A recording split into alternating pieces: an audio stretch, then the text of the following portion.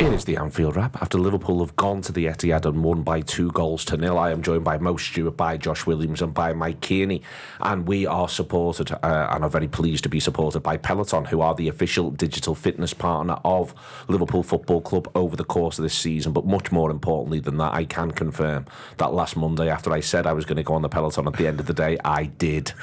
That is the key detail. I had a fantastic class with Leanne, as you would expect. It was 2000s pop hits, fantastic stuff, some Natasha Bedingfield, some Britney, give me more, Mo. Yeah. And I did. I was going to say, that feels like a very perfect song to be pushing yourself to. Absolutely. So we did, pushed ourselves right the way along, hugely enjoyed it, enjoyed getting on there. I'm going to try and do it again today. I'm not going to make the same promise because I've got review at 6:30. So it's not a 5 o'clock finish, it's a 7:30 finish today. So if I feel I've got it in my legs after what was a pretty stern Sunday, if I feel I've got it in my legs at 7:30, I will. If not, I'll get on tomorrow. But hugely enjoying it, really pleased to be partnering with Peloton. And if you want to be part of the Telegram group that John Gibbons has set up around all of that, then get on to him. He will sort that out for you. He also did a class in Peloton on Friday as well, down in London, went down there and did that as well. So at some point, that wasn't a live one, you'll see him in the background of something, which I'm sure he'll tell you all about as well. So yeah, we're made up to be partnering with Peloton. We have been over the course of the season.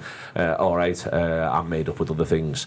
But Mo, you can't separate Saturday from Sunday. I mean, I'd even almost argue in my mind I couldn't separate Friday, because I watched Brentford just take Leicester to the absolute cleaners after Arsenal had really toiled for a half. They just battered them for a half, and it should have been 4-0. It was an offside at the end of the half, and it was a little bit sloppy that the lad ended up in an offside position more than anything. You just can't separate all of those things, and it made me think with an eye on Saturday. And as soon as West Ham went 1-0 up, I just thought to myself, it's difficult at the minute to see how this Arsenal side scores too. Yeah, absolutely. And I think they're clearly in their own head.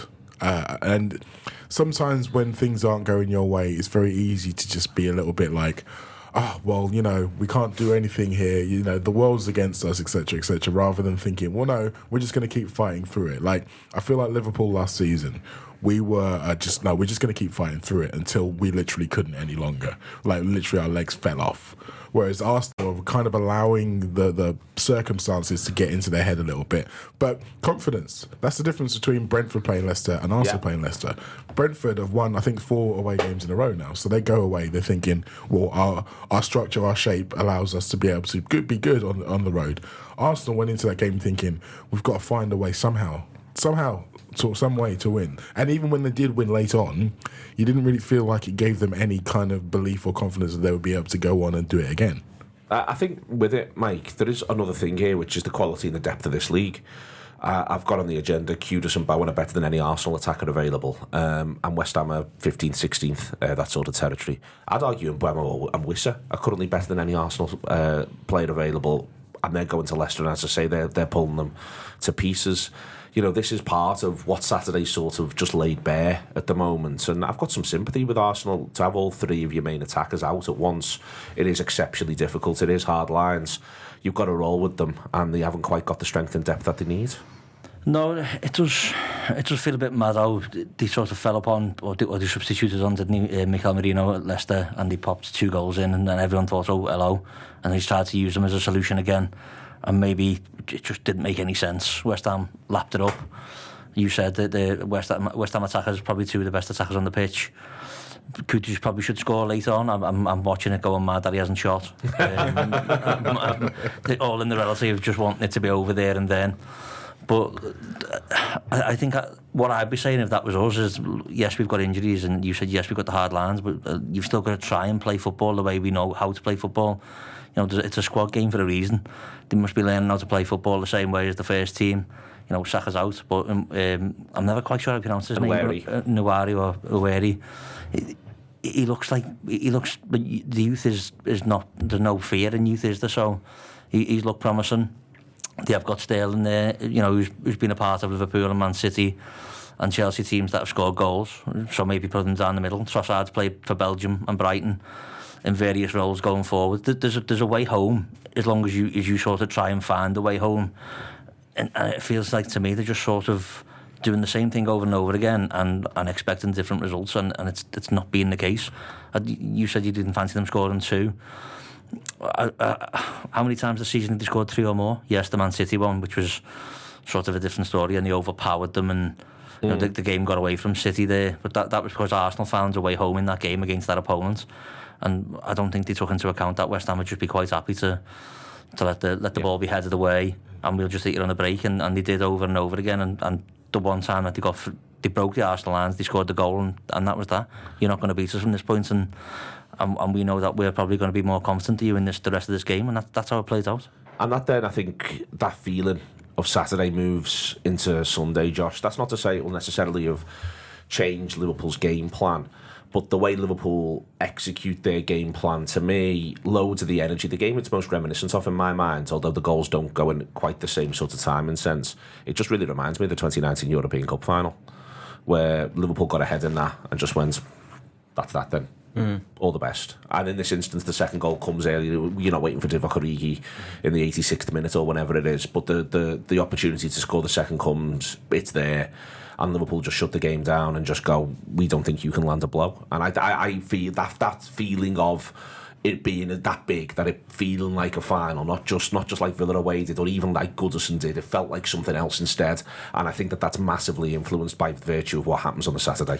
Yeah, I agree. I think earlier this season, City played Brighton away. Yeah. This was when we thought City was still involved in the mix and that, and City get beat 2-1, I think it was, and they were 1-up in the game.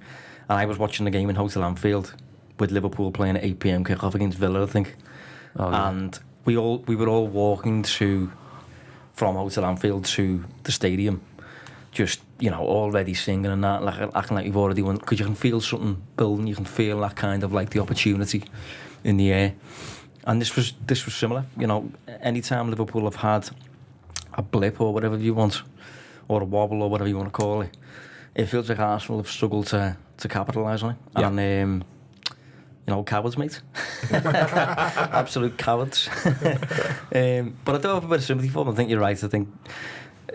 I think generally the typical fan just does overlook injuries a bit too much. I think they are massive, and to have your entire front line out, it's just one of them that, like, I mean, I tweeted a few weeks ago, I think Arne Slot this season must have literally just sold the soul to the devil, because Man City have fell off it for the first time in forever. Ballon d'Or winner out for the season, and then Arsenal, Ben White gets out, Odegaard misses 2 months, Saka misses, it's something like 3 or 4 months I think now already. Martinelli's out for a month, Havertz is now missing the season. The bottom line is you're as good as your players. There's a load thing, I think, on it, Josh. But I think to Mike's point, you know, obviously, because what happens is that the players who haven't had to carry in the way they've had to carry in the past suddenly have to carry, and we know those knock-on effects happen.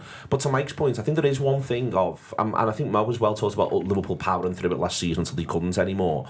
One of the issues is, though, I don't think, certainly since the start of this season, I just don't think that this Arsenal side has attacked that well. No, I agree.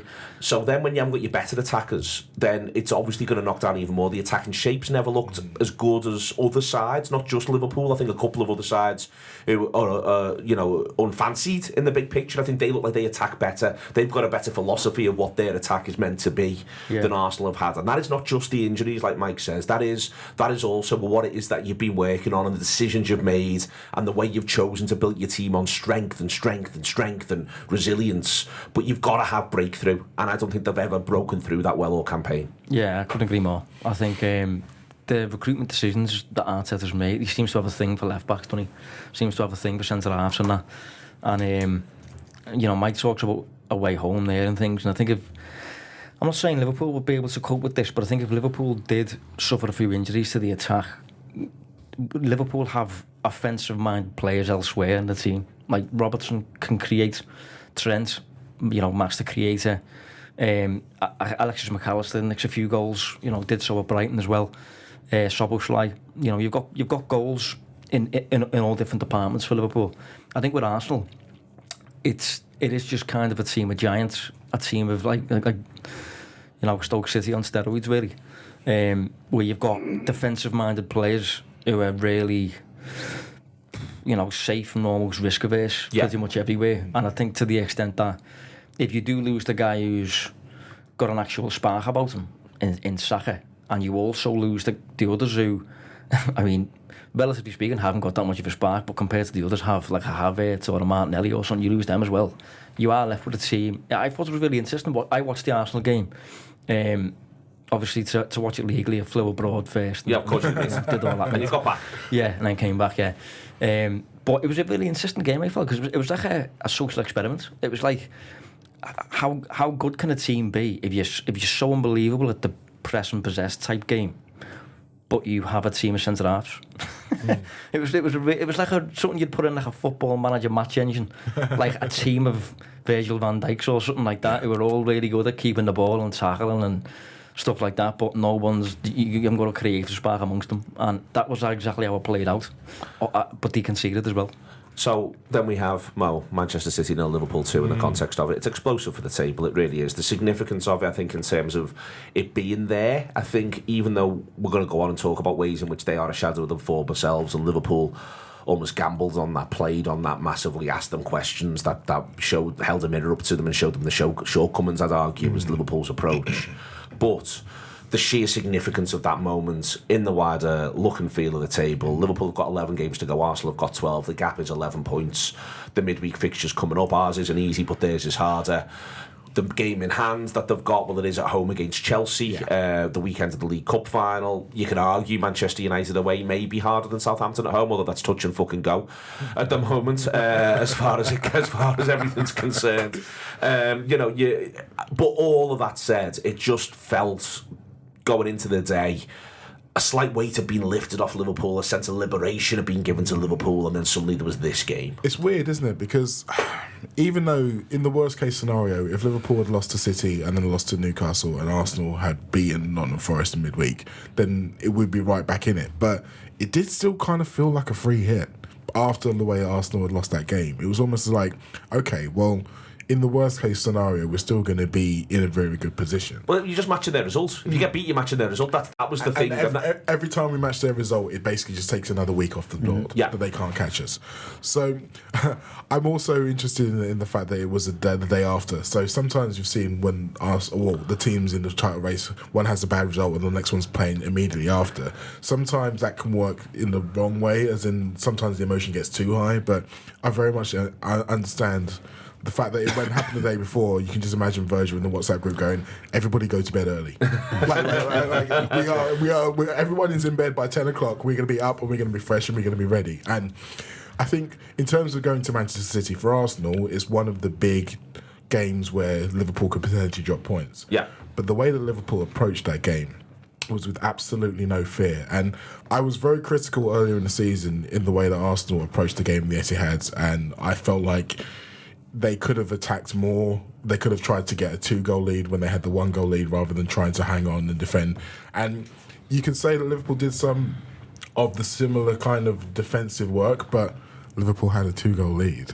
Yeah. And it meant that you can do that. You can be like, okay, well, from this position of strength, we're now going to let you have the ball and see what you can do. But it's funny because even you can look at it and say, well, Liverpool were very defensive, but I just think there was a low-key level of disrespect in it, because we were just like, we don't think you can hurt us. Like have the ball.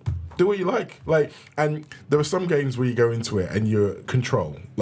Controls have been a big thing we've seen or heard about this season. And the idea of the most time you want control is when you have the ball. When you have the ball, they can't score. You shut the game down, you can rest on the ball, all those kind of things. Liverpool didn't do that. Liverpool's version of control was basically being in our shape and saying, you can't get near us. I think the way in which that goes in that direction, Mike, I think part of that is the value of the prize. It's easy to say, but literally that game meant more to Liverpool than it did to Manchester City yesterday. And there'll be some people listening to this who support well, there might be some people listening to this who support Manchester City, I don't know. But there might be, or some people might just go, well, that's not quite how football works. It was on their pitch. They want to prove that they're still worthy champions, all of that. I'm just not entirely buying it. To me, I feel as though this is a City side who've absorbed so much punishment over the course of the season, both in terms of the injuries and the results and the way in which they've gone.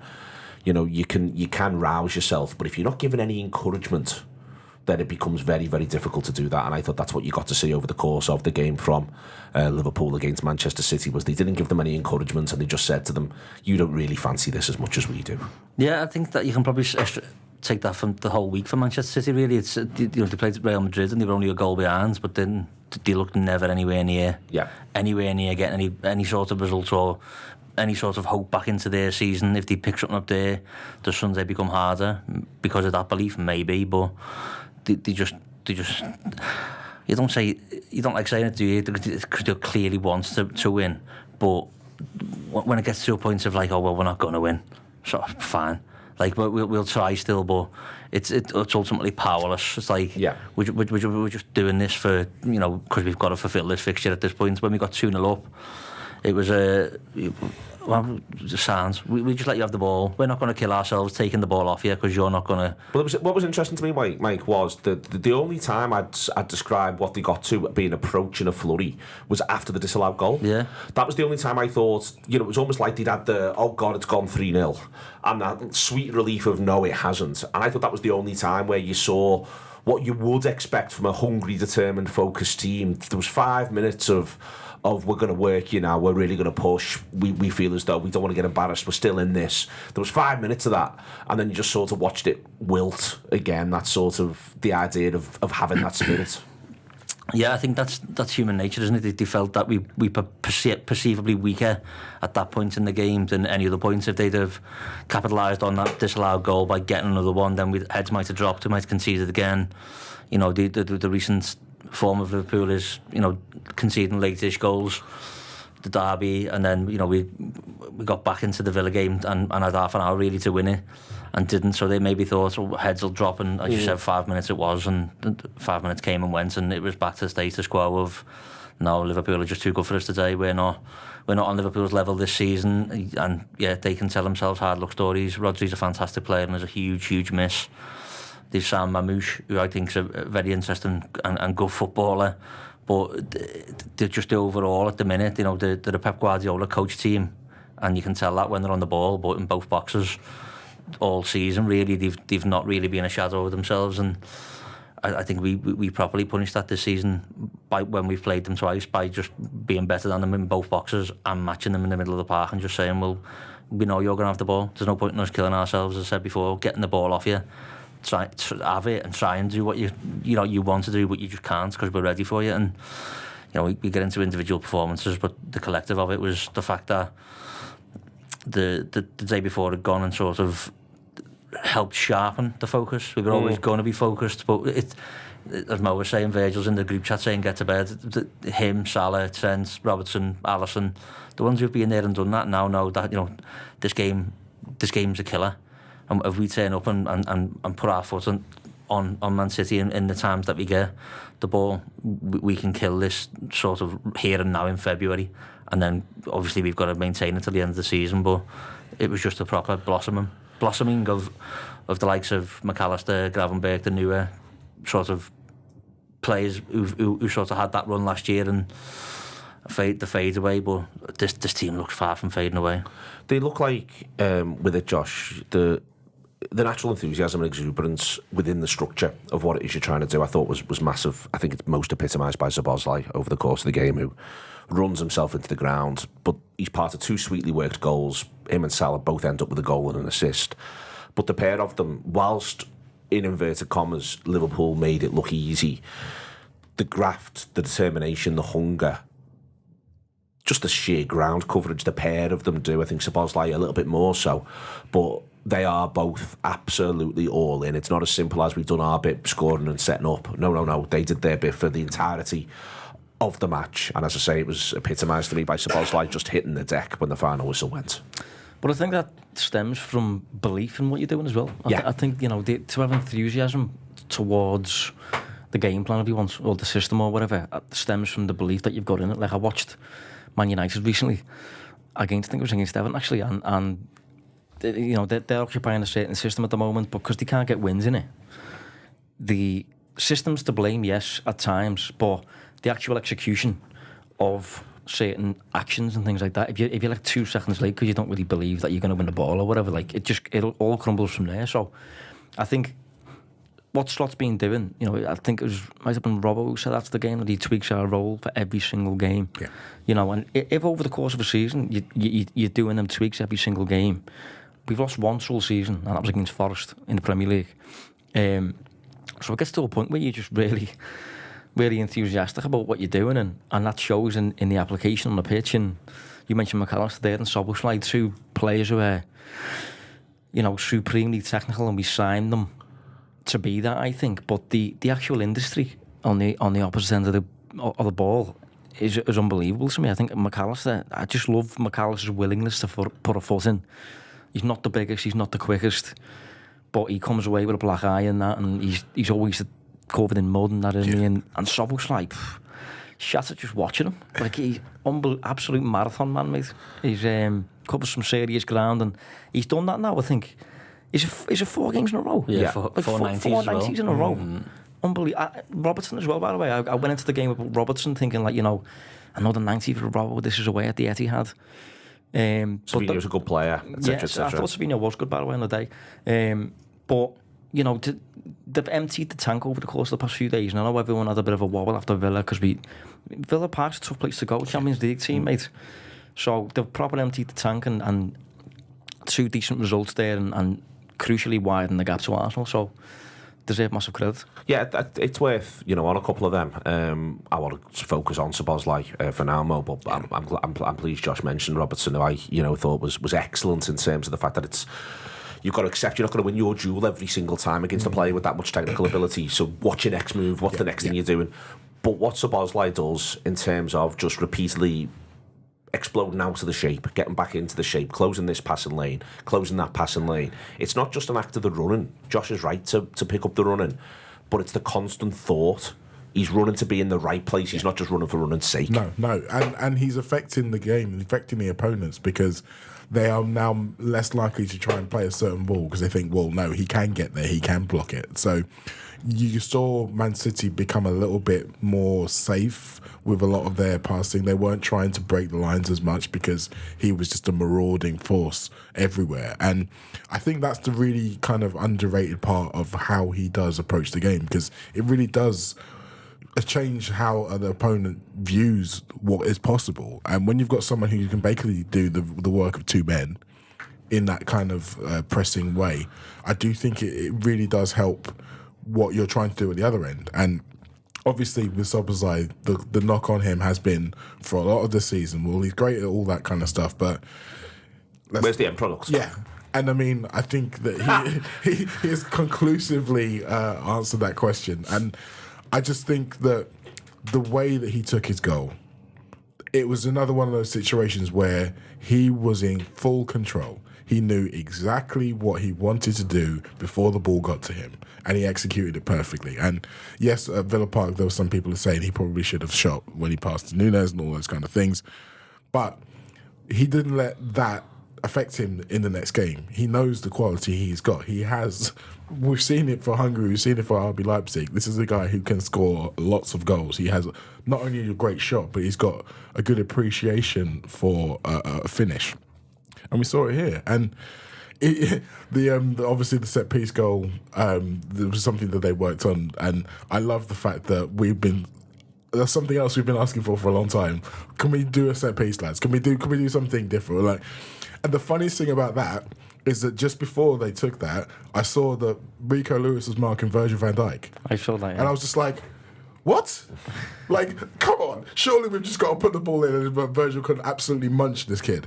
But no, they had other ideas. The manager, Mike, he makes a big call on shape. It goes further than what he does against Villa with it, but it makes you sort of think, whether you're half working on it for Villa with this in mind. But it's very clearly, and often you don't like the numbers, and I'm fine with people not liking the numbers, especially when I'm going to do this. Very clearly 4-2-4-0 throughout. No one on the last line. 4 exploding into the space in the line behind. But it was interesting how fully committed they were to that, and even at times it became 5 on the defensive line because McAllister would drop in, which allowed Virgil to sort of come across, because Konate had come across to back Trent up in his duel with Doku, and it just felt as though Liverpool was so fluent in terms of how they were going to defend against Manchester City all the way through. They had such a clear idea of what it was they were going to do throughout the game. Yeah, I think I think if we think back to Brighton in the Cup when we played them after the league, and I think he does something similar, if not pretty much the exact same, with Szoboszlai and Jones in the 4-2-4. And I seen it yesterday, thinking, I wonder if it's that, and it was, but 10 times better, more drilled. So compact. Yeah, so compact. But everyone knew where they were. I'm pretty sure everyone could have closed their eyes and gone, "Where's McAllister now? Yeah, he's there. Where's Salah now? He's there. Where's Szoboszlai now? There." And they were everyone on that pitch, across the pitch, not just Robertson knowing where his centre half is or his winger. He would have known where the centre midfielders were, or if there's a switch on to Mo or Trent. I think that's the biggest thing about this. We've got this flexibility now, and it's immense credit to the players and the manager. They work on these things time and time again, obviously, and we've got this sort of other way of playing now. We've seen it adapt, haven't we, with the 4-3-3 and going Diaz down the middle. We've had Nunes at times being the 9, or Jota when he's being fit. Gakpo off the left, or Salah off the right. Seems like a fixed roles now that them two have got. I don't think he's ever seen much interest of throwing Mo down the middle, when everyone is always thinking, I'll move Mo inside here. He just goes, nah. That's the 4-2-4. We do it this way, and I just you can't fault anyone. There is exceptional performances in that last night, but everyone is at least a 7. And when you're getting that out of these quality players who are putting the industry in as well, the Szoboszlais, absolutely knackered at the end. Robertson goes off, but roll back the years in terms of just the nous and the drive. Konate and Van Dijk, absolutely superb levels. And Trent gets dribbled past now and again by Doku, but what does that end up leading to? It was frustrating to see it at the time when you're in the emotion of the game, but you look back at it now and you think, sound, where's he going? And if he puts a ball in, then sound, but he didn't, because the lad doesn't half know what he's doing sometimes himself, I think, which is probably the most frustrating thing for the City fans. But in terms of having a plan and executing it, the 11 and then the subs that came on were absolutely flawless. They were flawless. The manager speaks more Brentford in this show than I'd have expected, Josh. The manager speaks before the Brentford game. He praises Thomas Frank, and he says when you've been with a team for a while, you can have a lot of different setups, and you can move between setups. And it's intriguing to me that I think you can now have a really clear line of Liverpool moving between setups, both prior to the Villa game, during the Villa game, this one, and then even within this one, I'd argue, Liverpool have got an out ball and a threat until the disallowed goal comes in, and it was almost then as though they went, nah, we don't want that anymore, we're not going to need that. We went even more into the idea of we've got this really strong shell and this is what we're doing. But it is, for me, it's clearly something he's been working on. I think you could see it at times in pre-season, to go all the way back to that. Sometimes it looked like it was 2 10s with no one in front of them. And Liverpool, I don't think this has just come from nowhere, as my point. I don't think he's had this bright idea on Thursday, put it to the boys on Friday, practiced it on Saturday, and they've done it on Sunday. I think Liverpool have been working on this for a good while, and it was yesterday you got to see why it come fully to fruition at what I would say is a good time of the season for it. Yeah, I've enjoyed the adaptability throughout the season, to be honest, tactically. I think initially when we appointed Slot, there was murmurings of Brendan Rodgers, wasn't he? People likening him to, is he just a possession coach who's obsessed with the ball to the extent that it's naive? It's Russell Martin, essentially. But I think he's shown not to be that. I think he's shown to be, above all else, interested in winning, which is the crucial point. But there's different ways to achieve that. You can be practical about it, you can be streetwise about it. There was points in this game where Liverpool were essentially at the back six, I felt. With our two deepest midfielders dropping into the defensive line. Arsenal did bits of that against City as well, and that just gives you maximum coverage width-wise of the pitch. And if you're already sitting deep anyway, they've got nowhere to go then. So we just took care of them like that. But there was a point, first game of the season, where Liverpool have a tricky 45 minutes against Ipswich, basically wait for Slot's permission to do different bits. Slot comes out second half for a different plan, and we absolutely steamroll them for 45 minutes from then. And I think the plan moving forward will be for the team to be able to do that without Slot having to give them the blueprint. I think hopefully they'll just get to a point where they can just do it on an autopilot almost, because they just know that's the answer based on whatever they're seeing or whatever. But I think Liverpool have been the most complete team this season. I think going back to Brentford again, Thomas Frank did call them recently the most complete side in all phases of the game, and I completely agree with him. I think the only thing that Liverpool haven't got, really, off the top of my head, is goals from set pieces, and in this game we had that. So that's quite timing. It's good timing, really, innit? But other than that, I think there's not much to work on. I think it's with them and with the commitment to it, back to the idea and the excellence of the execution of it amongst all of them. I think there's a little bit of a thing where Szoboszlai and Jones, you said before about what Szoboszlai gives you, but for me, what's striking is the Szoboszlai and Jones, it's the link up for the disallowed goal. Yeah. They were both there for that moment, and I think that, as I say, I think you get to see that in two phases. That was a period where Liverpool, still even coming out second half, at 2-0, you still felt if there was going to be the next goal in the game, it was going to be a Liverpool goal. Right up until that point, it felt like the next goal in the game was going to be a Liverpool point. And my thing here is, it's one thing to have your safe, secure, compact shape, but you've still got to carry threat. Yes. And I think that's the best thing that they do yesterday, is they do still carry threat. Absolutely, and that's the difference between a team who is defending for their lives and you feel like eventually the dam is going to break, and the team who is able to carry on. Going back to, again, what I was saying about the Arsenal game at the Etihad, they just stopped and they didn't carry any threat. Even when they won the ball back, it was just a case of, well, we're just going to boot it as far as the way you go, and then you come back at us again. Whereas when we won it, we were thinking about how can we affect them. So a lot of the time it was a ball over the top to Salah to run onto, but sometimes, as you say, it was the midfield too. And it's such a shame that was offside, because that was such a beautiful goal. Although it's so funny that Jones knew. Yeah, it was really funny. He almost gave it himself. Really funny. But I also love the fact that he didn't care afterwards. He was just still like, come on, like. And I think that moment was basically saying to City, look, you think you're the dominant team here because you've got all the ball, but no, we are the most dangerous team here. And going back to the whole Trent Doku thing, I think there are times when, like, I don't play chess, but I know about the idea of sacrificing a pawn, and sometimes you give someone something to gain something somewhere else, and they were continually putting the ball out to Doku because they're thinking, oh, we're getting some joy here. But the reality is they weren't getting joy there, because what happened was that sometimes Konate would go across, sometimes Gravenberch would go across, sometimes Salah would go across. So it wasn't the same person having to do all of that extra work. So Liverpool weren't getting tired, but City weren't getting anywhere with it. And you can say that Doku, I'd love to hear what Alan Shearer thinks about Doku, because he's always about wingers who kind of cut back and don't put the ball in when they're supposed to.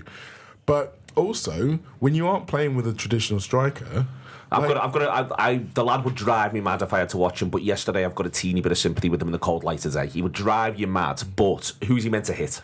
Well, yeah, but even within that, there were times when, like I say, if they had Haaland, it would be a much better work. But you find that you're aware that Haaland isn't there, so you have to find a way. Like, I think he himself only had 2 shots, and one of them wasn't after a dribble. It was just the ball broke back to him and he just kind of hit. So, like, if you continually got past your man, like, never once did he cut inside and look to shoot himself. Like, if there's no one to pass to, shoot. Well, I mean, Mike, this is one of my things with them all the way through the games. They can't land a glove, and I think it's the paucity of their quality. What I mean by this is, I want to be clear, I think they've got a lot of footballers there who, right now at least, almost need to be the third supporting act. I mean, I don't include Big Kev, because Big Kev's just finished. He's trying his best, but he's got no more left to give. But he's been the main man. He knows how to be the main man. He's got main man vibes in terms of how you attack. But I really like the look of Marmouche, but he almost needs to be your third most dangerous attacker. I really like the look of Savinho. He almost needs to be your third most dangerous attacker. I said before about Doku, like, he would drive me mad, but I can see how you can make a certain argument. Foden, I think, is able to have really good seasons, but when other people take the focus and move the space around a little bit, and that's the striking thing about them. So when I say paucity of quality, I don't mean those players are crap and they'll never amount to anything and they'll never be part of a championship winning squad. But it's that none of them are the superstar, the lead actor, the one who goes and none of them are the front man, none of them are your rock star. Every single one of them instead plays bass. Yeah, it is. So I think maybe City fans maybe question the Alvarez move, but then is he still one of them players? Yeah, he very much is, isn't he? Yeah. So it's one of them. Like they are where they are with their squads, but at no point even did you ever think that, I can see Man City doing a Man City goal if that makes any sense. Like I don't know what it looks like anymore. Well, it used to be get the ball, cut back, goal. Yeah. And now, like, you got wingers taking a man on and not knowing when to shoot, cross pass, do it again, what? And then you got whipping balls in the box for Foden. All the best. Like, good luck with that. Don't maybe not put it to his head, eh? Like maybe look for his feet, bit of clever movement around it. When Haaland's out, surely they've got a different way. Like we've just been talking there about our complexities, about like changing shapes within games, within the stretches of seasons. A Liverpool goal, there's many of them, and all right, there hasn't been that many set piece ones yet, but hopefully that'll start coming. Not knowing quite the plan, whilst also having lots of the ball and being able to just go, well, what is the plan? Like De Bruyne, you're saying he's sort of past it now. His injuries have probably ruined him. He may have even played last season, I think, with a knock that's made worse and worse, and his hamstring's just gone. What a player he was, but still can be very dangerous on the ball. No one really giving him options or targets in behind or clever passing moves. It feels like a bigger rebuild than what I think people are giving it space for. And yes, Haaland is there and would fix a lot of problems. But it is to a point now where, like you said, they've got no rock stars. Haaland and Mo Salah are goal getters, but Mo Salah will not be denied. This man will not be denied, and I don't think City, as you said, I don't think they've got any of them. What that then led to, and there was stuff before. There was when Klopp was trailed a lot of the time coming in. Prior to him sort of settling in as Liverpool manager, a lot of people would, when you were talking to players or when someone was talking to players that he coached and things like that, there was a lot of talk of it's like he's very good at anticipating what games are going to be and therefore giving you the correct information. Listen, I think that Virgil van Dijk is also very good at that in his own right, but there was times where watching the game, it was like Van Dijk and Konate had watched the game before. It's like they literally watched it and knew precisely therefore when to do X and when to do Y. I thought both of them were just absolutely marvellous. If City even tried to invade that central area, they were just going to snuff everything out. And there's not even a moment where you would describe either of them doing anything last ditch or anything rocky, because they didn't need to do last ditch. They did third to last ditch or fourth to last ditch because they've already watched the game once. Yeah, just a pair of absolute jokes, to be honest. Two Colossus type players. We saw it when we won the League Cup. You know, when we won the League Cup of the year and at the end with the kids, they were the two players for me that kind of were the backbone of the team. Obviously, Van Dijk scores the winner. Liverpool keep a clean sheet against Chelsea, and they're just two really complete, just proper complete defenders. Like, they can do that low block stuff all day, and that's what a lot of the OG Premier League legends were doing. Much slower. But yeah. But they can also do the halfway line stuff. Yeah. They're getting dragged out wide stuff, the building the game stuff, threat from set pieces, defending set pieces. They're both 6'4", they're both faster than you are, they're both stronger than you are. When they're both on the pitch, honestly, that's a serious partnership. That I think they obviously haven't had it enough because of Konate's injuries and that. But as a duo, if you're thinking of like what their level is, think of the floor of that duo and the ceiling of that duo. There's really not many at all in Premier League history that can compete with that. As a pair, really not much you can go at all. You know, if you're an opponent there, if you're an opposing manager or whatever, opposing player, and you're looking at that, where on earth do you get your joy? How do you play with that? You can't lean on one. You're not quicker than one. You're not faster than one. You've just got to go around. And that's what Guardiola tried to do with Doku and Savinho. We literally said the plan was to get the ball to the 2 1v1 players, go at Liverpool's full-back, get to the byline, cut it back. But you didn't have Haaland there. I mean, I'm not surprised he didn't fancy it. Haaland, coming up against them two. So they're both unbelievable defenders. And, to have them for the rest of the season, hopefully, I'm thinking Champions League and that, you've got a real chance to win everything when you've got that as your backbone. Like. I think if your plan is to get to the byline and cut it back, then you have to believe that you're actually going to get the ball into the centre.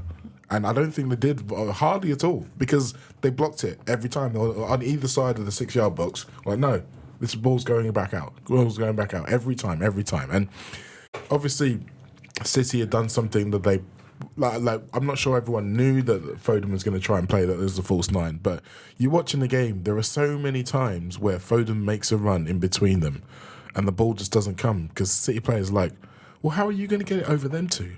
Like they don't even believe that he's going to have a chance to win the ball. So the ball doesn't even go in there. So if that's your tactic, then I don't know what to tell you. And you mentioned Virgil kind of stepping up. It was interesting. There was a moment, I think it was about 20 minutes in, where someone had gone down for an injury, and Curtis and Virgil were having a conversation, and it was just about basically saying, okay, well, who picks this person up? Who picks up? And so they were having to kind of rearrange a little bit on the fly. And they did it. And it was just like, okay, you do that sound, okay, cool. And in a second, that any kind of idea that City had just been snuffed out, because Slot said after the game that he felt like in the first half that they got more joy than he'd have liked.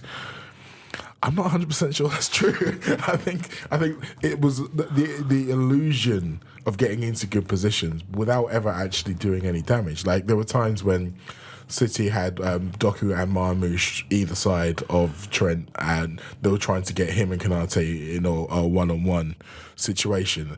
And there were a few times when they did do that, but then they could get past one of them, they couldn't get past the other one. And in terms of what you were saying about European Champions League, this performance was the blueprint, because we've spoken about defence in the last couple of games and talk about how, well, at Villa, there was a couple of moments where focus wasn't as it should be. There was all of those kind of things. And maybe there's a general conversation about the energy of the team and wondering, are they not playing are too many of them playing too many minutes? And are we going to get to a point where they don't have enough energy to sustain? Well, the game on Sunday eliminated all of those things. It was focus, it was energy, it was diligence, it was everything. Like, if you play in Europe that way, you're going to win more than you don't win. In the round, Mike, it's 3 big 2-0s away, well, 0-2s in the last 6 weeks. Brentford, Bournemouth, and now this. What's interesting is the 3 very different challenges, very different performances, very different manners of victory, but the same outcome. And Josh said before, and with an eye on the European point from Mo, there isn't another team in the country who've got those 3 different ways to win those games. No one else has got this, and it's interesting. As I say, they all finished 2-0. Brentford could have been 4-0 to Liverpool, to be honest with you. Bournemouth could have been anything. And yesterday, it felt like it could have been whatever Liverpool wanted it to be within reason over the course of the game, and Liverpool decided to settle on 2-0. But the point is, you name it, this Liverpool team can do it now. That's for me, yesterday is that last question mark of, well, could they do something like this, low block, etc., etc., and it transpires, yeah, pretty much so. Look at that. Yeah, it's pretty. It's got to be pretty deflating for anyone coming up against this Liverpool side, I'd say, to think that, yes, we might get them on an off day, but what do we need to do to beat them? Because we drew with Villa, we drew with Everton. The draws are in there, the goals for the opponents are in there, but you need to score 3 to have a chance of beating Liverpool. And even when you do that, Newcastle, last minute draw, and it was of us. Yeah. Let's be honest, a mistake that is acknowledged and moved on from. I think it's been weird the way we've been that good that sometimes a draw, it can be just a good result, and sometimes it can be a disappointment one. But it's never the end of the world. And if a draw sometimes feels like the end of the world, then what are we doing? We've lost 1 game all season. We've been here before, by the way, and that 1 game we lost or in the run was Watford late, and then I'm not counting the losses after we won the league, because no one counts them. Yeah, we won the league, and this is a point now where the games of football are live, and whatever Liverpool you get on the day, you're never sure that you're ever going to beat them. And even the day Forest beat us is sort of it's a melting pot of things happening that help. And yes, they take advantage of it. The fact that McAllister and Diaz come back from South America and play and don't really cover themselves in glory because they're tired. The team's a bit up and down. The sub, and I think the only time Slots have really questioned him in the ground this season is the sub he made in that Forest game, and it was just a bit mad. And I think from that point on, we've just gone like, actually, if we just calm down and do what we learn we're learning week day in, day out, week in, week out, we've got the ability in these players, in as a group, individually, whatever way we set up, whatever chance we've got, whatever the state the game's in, we'll always be alive. We'll always have a chance. We get ourselves back from leads going down. We take games away from teams. It's got to be fully frustrating. And by the way, it's lovely to watch from us. And the fact, the biggest one for me yesterday was the element of control again. I haven't felt like we'd not had that really in the last couple of away games midweek. And you mentioned the ones previous, the Bournemouth one. I think Bournemouth had a couple of chances in that game where they can count themselves a bit unlucky. They hit the post, bit of a mad miss from Clive, one of the misses of the season maybe. Still didn't go in the net. It needed to go in the net. It didn't. We go down the other end and do it. And yesterday was just utter dominance. We're better than you. Josh Williams, 3 league games. Liverpool have scored fewer than 2 goals in this season. Name them. Mo's got Forest. it. Yeah. Go on, Mo. Well, Forest twice. Forest twice. And Crystal Palace. Forest twice and Crystal Palace. Crystal Palace, so it's interesting, Crystal Palace. Liverpool are 1-0 up and absolutely cruising. Jota misses a couple of opportunities. Forest are 1-1 away. Last half an hour becomes fraught against Crystal Palace and Liverpool end up a little bit mucky. Nottingham Forest away. Mo, Liverpool, I think, grow into the game, have more than enough opportunities to score the goals that they need to do, and Forest is where they've failed. My point is at the minute, Liverpool are the team in the country that scores 2 goals. Yep. If you want to beat Liverpool, just plan for the fact that they're going to score 2 goals. 7 league games in a row, we've scored at least 2 goals now. And I think that's 7 2-0s we've had this season, which I believe is the most we've ever had in a season. And it's like 2-0 is the perfect, like we've said this so many times, it's the perfect result, isn't it? That means that you are in control of the game pretty much from start to finish. And I think it's interesting that in the context of some of those draws, the focus has been on the attack and people missing chances and saying, oh, we should have won because this S person missed a chance. Well, if they're scoring 2 goals every game, then I feel like the attack can put their hands up and be like, we're doing our job. The instant thing for me, right, every time we've kept a clean sheet this season, we've won. Every single time. There's been no 0-0s. So keep a clean sheet, win the game. And I think if we can do that continually between now and the end of the season, I think it's really going to start to pay off. And the remaining fixtures, Josh, we'll talk about Newcastle in a second, but 7 homes, 4 aways left. The aways are Chelsea, Fulham, Leicester and Brighton. Looking at this run right the way back, arguably, if you wanted to go all the way to the Tottenham game before Christmas, the Tottenham away game, I was of the view Liverpool will secure this league away from home. Well, they've seized it now. Now they secure it at home. They've seized it. They've got at least one hand on it.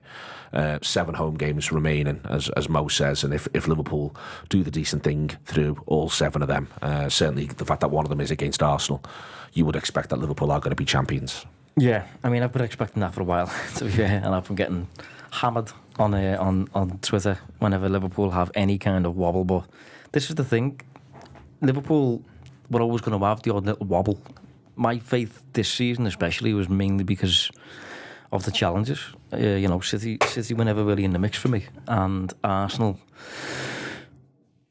I've just had crippled by injuries really, and beyond that, they have offensive issues, I think, a little bit more. I mean, you touched on that earlier. So yeah, absolutely. I think over the course of a 38-game season, me and you do the trends every single week. You can see the numbers, mate, behind it. Like, Liverpool are taking care of the results more than any other side. Yeah. We had trickier games second half of the season than the first half, yes. A few tricky away ties in there, but the best team, the best players consistently available, very good across every single phase of the game, with the exception of scoring from set pieces.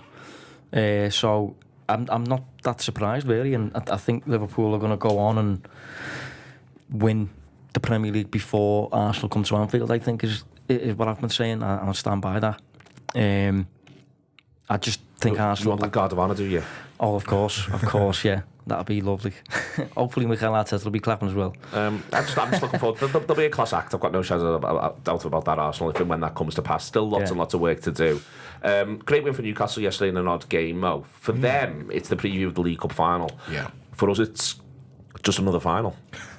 Yeah, and I think I'm fascinated by some of what we might see from Newcastle, because Tonali is on the bench against Forest, and I think with a view to him starting. But then, absolutely.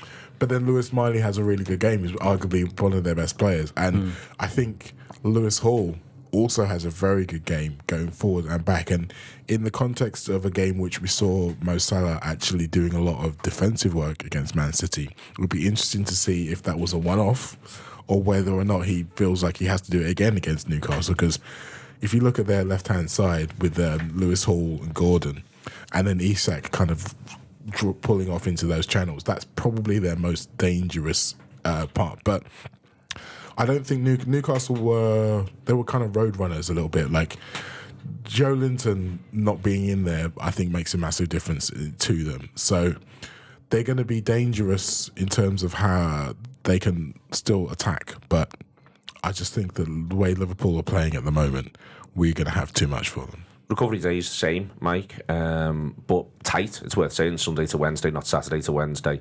Szoboszlai collapsing on the pitch at the very end, the Graf put in all the way through. But Forest kept Newcastle honest all the way through until the final whistle. What's the Liverpool team's going to be? It's hard, isn't it? Because, as you say, Szoboszlai's done 4 90s now and is absolutely cream crackers at the end. Trent goes off. Robertson comes off and probably starts again, I'd say. Centre-halves at the centre-halves, firmly got the bit between the teeth. Do you think it's going to be the same back five? Let's start there. I think it'll be the same back five. Probably, I think Trent's going to start. Yes, probably. Well, Trent can't not start. I think the left back, though, was... I think if you're going to do any kind of switch, it's probably left back, innit? We've got the weekends off as well, haven't we? Which well, that's the thing, is a blessing in disguise, really, even though it's a competition that we'd like to win, obviously. But the weekends off, full week's rest between the Newcastle and PSG games. I think that I was debating maybe that whether he'd do it for the City game, but then I thought no, he'd just go Robertson. I think they've all got the bit right between the teeth, and I think he likes doing a sub on 70, 75. I think if you can ask Robertson to go again, and I don't know, I can see the value for doing a switch, but I can also just see him wanting to go again with that back five. What do you think you'll do in midfield? In fact, no, let me ask you about the attack, and I'll ask Mo about the midfield. What do you think you'll do in attack? I think it'll be Salah, Jota, Gakpo. Yeah, I think Jota comes back in. Salah is a given. And yeah, it depends on Gakpo's fitness, but he does get on the pitch against City. And looks fine to me. Yeah, same. And Diaz played. Did he play the full 90 seconds? Gets 70. Gets 70. I just wonder whether or not he might have his eye on. He missed the last game as well, didn't he? Yeah, I wonder whether or not he might just have his eye, though, on the idea that Diaz gives him a lovely sub for any of those three.